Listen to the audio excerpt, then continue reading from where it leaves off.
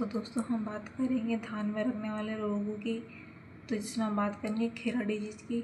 इसकी खोज जो थी वायल नेने ने की थी और ये जो होता है जस्ते की कमी के कारण होता है। तो इसके क्या क्या सिम्टम्स होते हैं। तो जिंक की कमी से क्या हो जाता है, प्लांट्स में हरिमाहीनता हो जाती है।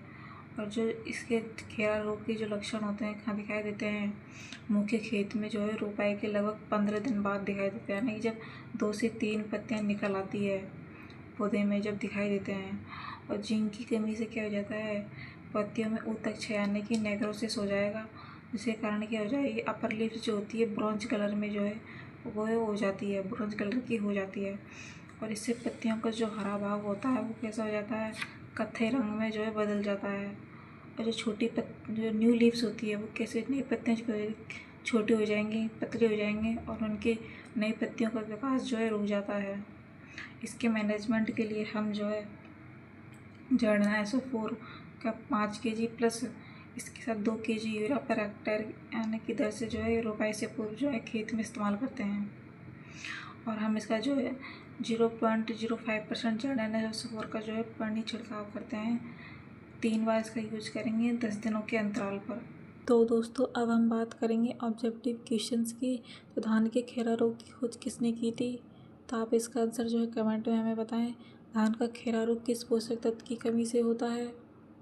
तो हमारा अगला क्वेश्चन है, धान के जो खेरा रोग के लक्षण होते हैं पत्तियों पर मुख्य रूप से किस रंग में बदलते दिखाई देते हैं। फिर हमारा अगला क्वेश्चन है, खेरा रोग के नियंत्रण के लिए पत्तियों पर जर्डानाइसोफोर के कितने % घोल का जो स्प्रे किया जाता है। और हमारा अगला क्वेश्चन होगा, धान के खेरा रोग के लक्षण रोपाई के कितने दिनों बाद दिखाई देते हैं। तो आप इनके आंसर हमें कमेंट में बताएं।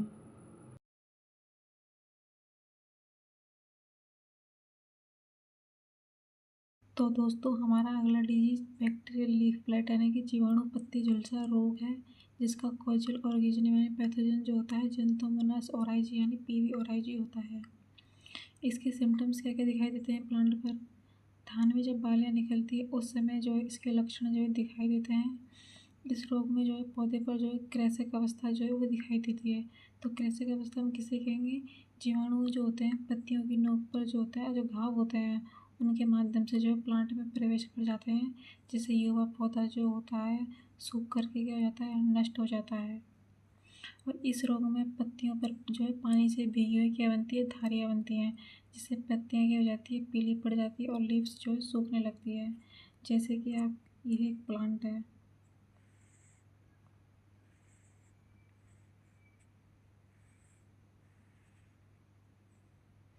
इस प्लांट में जो है पीली पीली सी धारियाँ बन जाती है।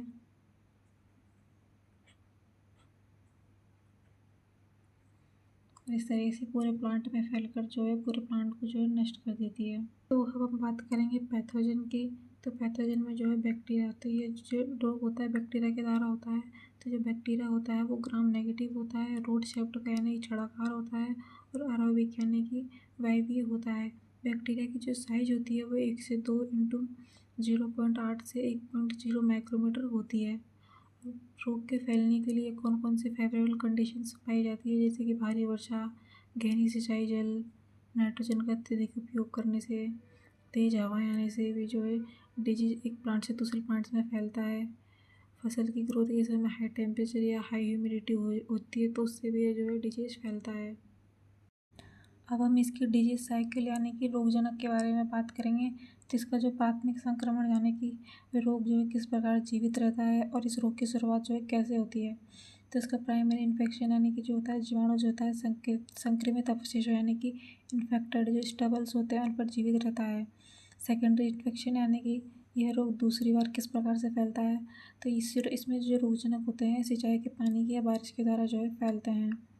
और ये प्लांट में एंट्री किस प्रकार करेगा, ये जल रंध्रों या पत्तियों में जो घाव हो जाते हैं उनके माध्यम से प्लांट में एंट्री करता है, जिसके कारण जो होते हैं प्लांट में जल सेमेंट जो ऊतक होते हैं वो कार्य करना बंद कर देते हैं और जिसके कारण प्लांट पूरी तरह जो है मुरझा जाता है। इसके प्रबंधन के लिए हम सेंसर किस्मों का जो है चयन करेंगे। पिछले साल के जो फसल अवशेष होंगे उनको नष्ट कर देंगे। क्रैसिक स्टेज के जो सिम्टम्स दिखाई देंगे उसके लिए 5 kg ब्लीचिंग पाउडर लेंगे, सिंचाई के पानी के साथ का जो यूज में करेंगे। तो दोस्तों यहाँ पे कुछ ऑब्जेक्टिव क्वेश्चंस दिए गए हैं, जैसे कि धान का बैक्टीरियल लीफ किस पैथोजन के कारण होगा। जैंथोमोनास जोराई जीवाणु पौधों में किस प्राकृतिक क्षेत्र के माध्यम से जो एंटर करेगा। थर्ड क्वेश्चन होगा धान के BLB रोग की अति विनाशकारी अवस्था को हम क्या कहेंगे।